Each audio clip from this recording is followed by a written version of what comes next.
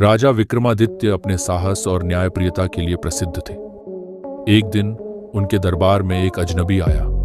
उसकी आंखों में डर था और उसने राजा को एक काले रंग का पत्थर सौंपते हुए कहा, महाराज, इसे अपने पास मत रखिए, यह शापित है। विक्रमादित्य ने पत्थर को ध्यान से देखा।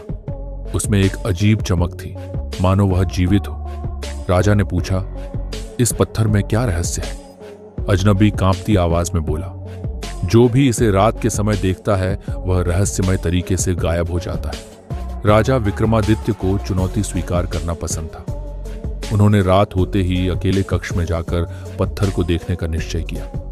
जैसे ही घड़ी ने 12 बजाए, पत्थर अचानक लाल हो गया और उसमें से अजीब सी धुंध निकलने लगी। तभी कमरे में एक रहस्यमयी आवाज गूंज उठी, राजा विक्रम, क्या तुम मेरे श्राप को मिटा सकते हो? राजा ने तलवार खींची और कहा, मैं सत्य की खोज करूंगा, चाहे कुछ भी हो। अचानक कमरे की दीवारें गायब हो गईं और राजा एक घने जंगल में खड़े थे।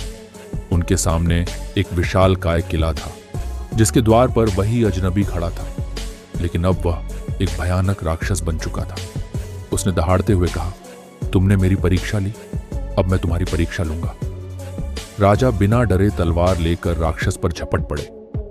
घमासान युद्ध हुआ, लेकिन जैसे ही राजा ने अपनी तलवार पत्थर पर रखी, पत्थर चकनाचूर हो गया और राक्षस भी राख बनकर उड़ गया।